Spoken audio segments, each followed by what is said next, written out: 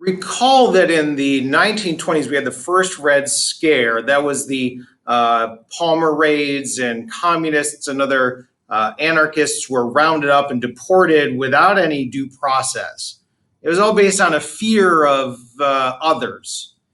And that is going to intensify in the 1950s under what we're going to call the Second Red Scare, also known as McCarthyism. This begins during the Korean War when there are some questions about the loyalty of people in the United States fighting against the communists. And the House of Representatives is going to create HUAC, the House Committee on Un-American Activities. And they're going to try to root out people with communist sympathies in the United States because we're now fighting a Cold War.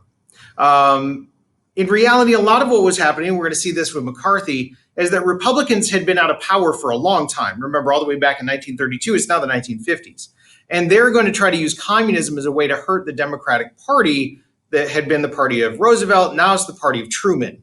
Now, in order to combat this idea that left-leaning, left-wing Democratic Party members were somehow sympathetic to communism, there's a lot going on there politically, Truman sees the House Committee on Un-American Activities and is going to require a loyalty oath. He's going to later regret this, but he was trying to show that the Democrats were not soft on communism. And if you didn't swear loyalty and there was some background check stuff going on, you could be removed from the government. The most famous instance of HUAC is the Hollywood 10.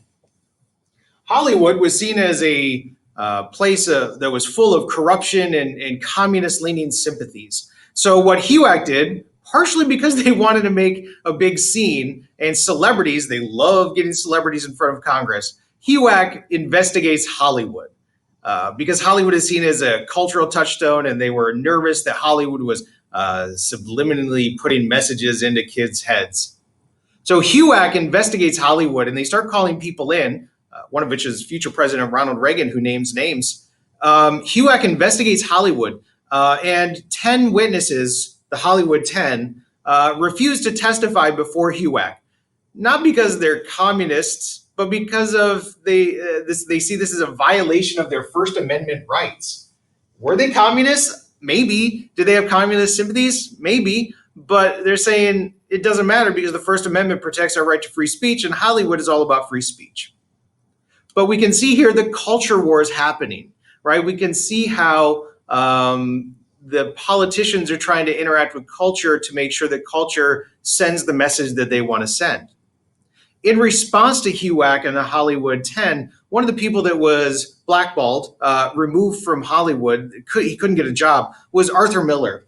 Arthur Miller is going to go and call this a witch hunt, right? That HUAC didn't have any evidence of any communist sympathies, didn't have any evidence that there was anything even happening, but they wanted to make a big scene. They wanted to make people afraid. He calls it a witch hunt, right? And he's going to write a book that some of you may have read called The Crucible, I always pronounce it wrong, where he uses the Salem witch trials as an analogy to the 1950s Red Scare. Now, there were some spies that were going to be caught, and that feeds into the hysteria. Alger Hiss, the Rosenbergs, these were people that were caught spying. They're going to be tried. I believe the Rosenbergs are actually going to be executed. So that the fact that there were some spies feeds into HUAC's idea that the government was full of communist sympathizers. And this is going to lead to West Virginia Junior Senator Joseph McCarthy and his McCarthyism. McCarthy was trying to make a name for himself, so he goes in front of I believe it's a women's Rotary Club in West Virginia, and he starts naming names. Actually, he doesn't name any names. He says he has a list of names of known communist sympathizers in the American government, and he is going to root them out. And his tactic is known as the big lie. Did he actually have a list? No. Did he know that the government was full of communist sympathizers? No.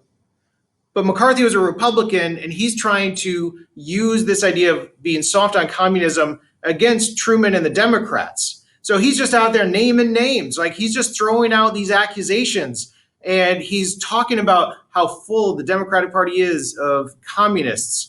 And he's really just using this technique of the big lie. Say it over and over and over and over again. And eventually people say, well, maybe that actual details aren't right, but where there's smoke, there's fire. So there must be something about this. And all he's doing is trying to use it to smear his political opponents. Now imagine that. When something that's not true gets said over and over and over again, to the point where people kind of start believing it. This is going to last for years under McCarthy. Eventually, it ends under the Eisenhower administration when McCarthy starts to accuse people in the army of being communist sympathizers. Now, Eisenhower is the president during that time, so Eisenhower has McCarthy go in front of a televised hearing to make his accusations on these army privates, and McCarthy comes off looking like a bully and a drunk, and people start questioning why they supported this bully, this person, and the whole spell of McCarthyism kind of falls apart.